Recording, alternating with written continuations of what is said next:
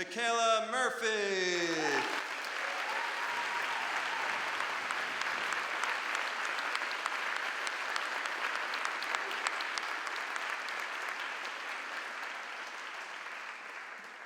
Thank you. Hi, I'm Michaela. I grew up in Providence, Rhode Island, and for my entire childhood, my family was never more than 25 miles outside of the core of our universe, the Kennedys. They were Irish, we were Irish. They were Catholic, we were Catholic. They were like family. We were like the relatives that they never got to see, but we knew, they're busy, and we felt that if they knew us, they'd love us. So anything that was happening to them was also happening to us.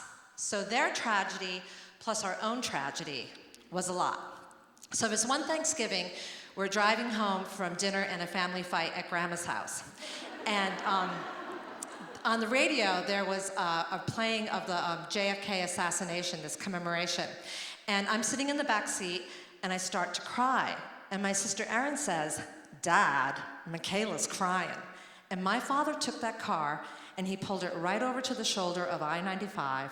He put it in park, and he turned around, looked into the back seat, and with tears in his own eyes, he said, "Don't you ever be ashamed to cry for that man."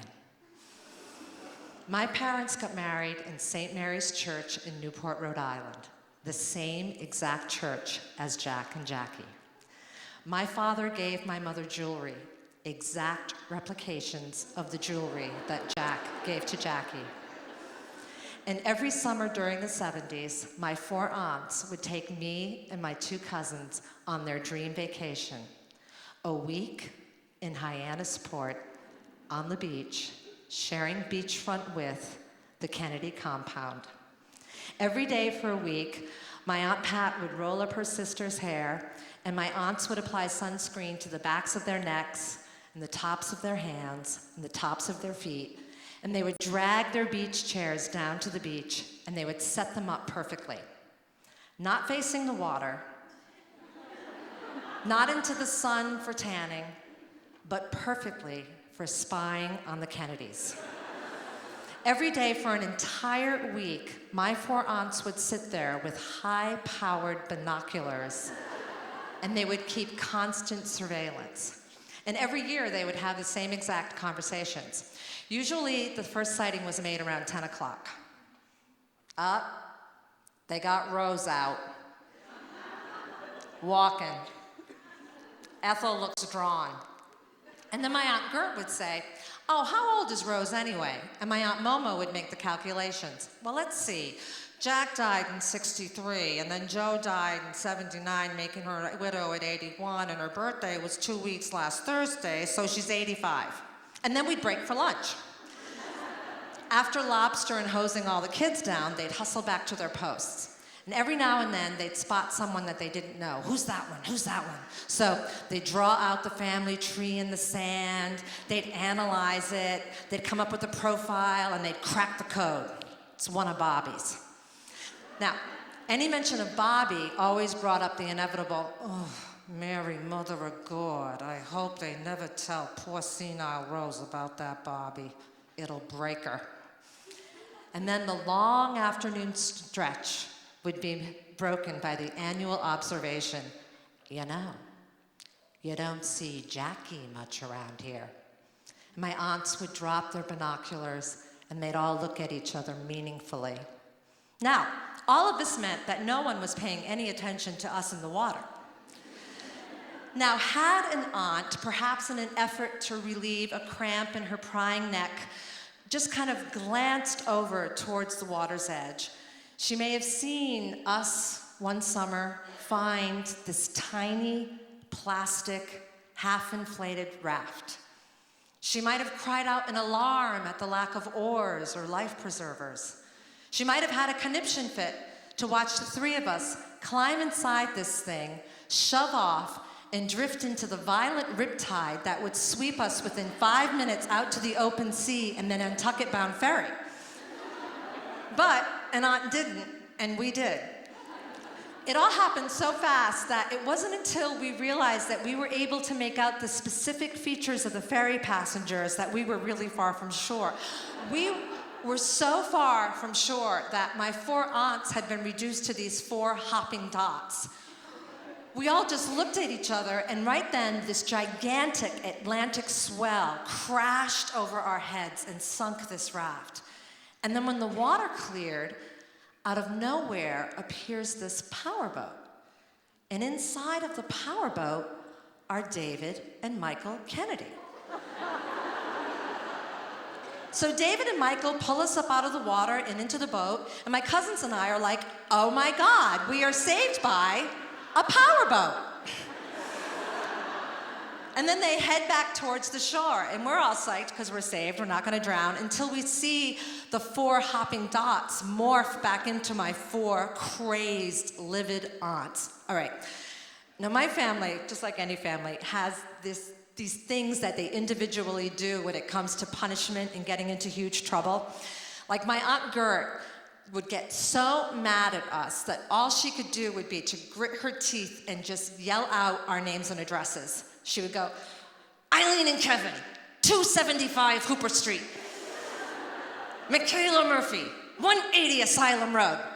And I swear to God, I grew up on Asylum Road. A little telling thing about my childhood in Rhode Island. And then my Aunt Pat, she would say these things that were actually, when you would think about it, they were like kind of like nice things. But the way she would say them, they would be like total death threats. She'd be like, yeah, I'll take you away for a week on the Cape. You get on that beach and you play now. Yeah, I'll save you from drowning. You get in that boat and dry off now. So this is what we're heading back to. David and Michael have no idea. So they pull up to the shore, and there we are. And my aunts are like crazed. They're out of their minds. They're so angry. But when they see us in the same boat as the Kennedys, it's like they don't have the emotional capacity to handle it. They kind of snap. Like, on the one hand, they're ready to kill us, but they're acting all nice, and they're trying to be all normal, and they're smiling. And my Aunt Maureen, she starts taking on this Kennedy-esque way of speaking, which is somewhere between like the Queen of England and Katharine Hepburn. You know, she's like, oh, David, oh, Michael. And, you know, and like, but they look at us, and they're like, you just wait. But they're like acting so strange, and we're like, what's going on here? So David and Michael finally like pry themselves away from my aunt. And my Aunt Maureen's like, please remember us to your grandmother. And now it's time for our for real punishment, which was that for the rest of vacation, we had to stay on the beach because we did not have any respect for the water. So after about like a half an hour of whining and fighting and emptying out all the copper tone, we break down my Aunt Pat's last nerve, and she's like, all right, get in that water and play, but only up to your knees, now. So we're psyched, but you know, until we realize how boring up to your knees is, and then we get this great plan of having chicken fights. So we're gonna have chicken fights, and it's fun, but it's kind of weird because there's only 3 of us, and you know, Eileen's up on my cousin Kevin's shoulders, and they're knocking me down, and then I get up on Kevin's shoulders, and I knock them down, and we're having fun.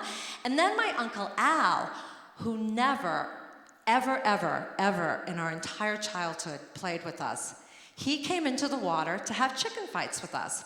So my cousin Eileen gets up on her dad's shoulders, and I'm up on my cousin Kevin's shoulders, and we're having like actual family fun for a moment in my childhood. It was amazing.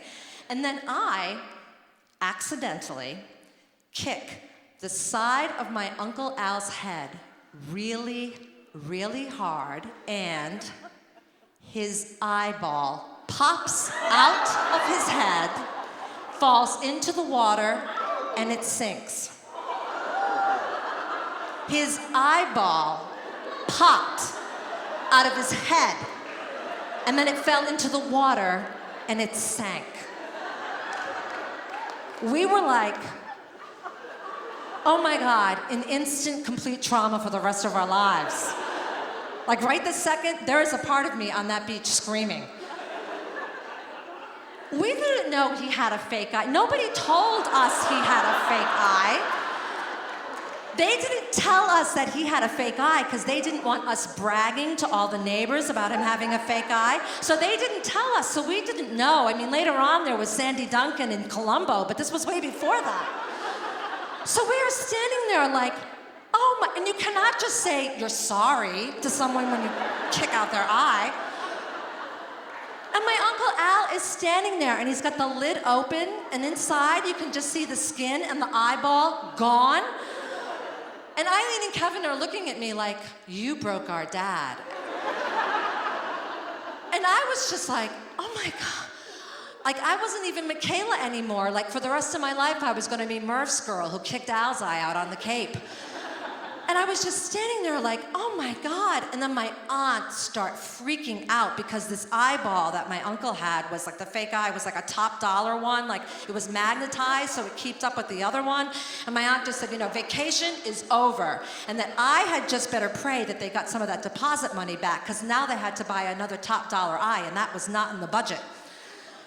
So I was just like, and I just kind of like back up and I go back into the water, back where life as I once knew it had ended.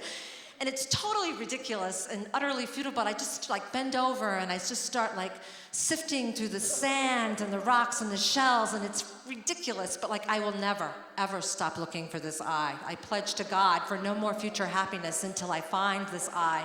And I'm just sifting through the sand, and then all of a sudden, there is an eyeball in my palm, and I see it, and I scream, and I let go and I drop it, and it falls into the water, and it sinks. But now we know it's possible. So the whole family gets into the water, and they're all around, like right where I just was, and we're all sifting through the water, and we're looking for this eyeball, and I am praying to God that we find this eyeball, and I'm also secretly praying to God that it not be me that find it this time. And we're sifting through, and then all of a sudden, there is this scream that is the kind of scream that only one makes when they have found an eyeball. And we look over, and my cousin Kevin is holding up his arm in triumph, and he does not let go. And my uncle takes the eyeball, and he douses it with some water, and he pops it back in. And listen to this. Now that we know it's a fake eyeball, you can totally tell it's a fake eyeball. It looks totally fake. I can't even believe that we never even noticed it before. Uncle Al has a fake eye. There it is. And so now vacation's back on. And so all of my aunts, they start like getting all the lawn chairs and like gathering up in a circle, and everybody settles in, and they're all gonna sit down and start telling the story over and over like a million times about what I just did. And I haven't fully reintegrated back into the family. I still kind of stand apart, and I'm watching this. And then I notice something, that there's like this group of people standing there on the beach, and that they've been there during this entire episode. And then I see something that I hadn't noticed before, and that is that David and Michael Kennedy had taken a walk on the beach. And I could tell just by the look on their faces that they had been standing there watching the entire thing. That David and Michael Kennedy had been standing there watching us. Thank you.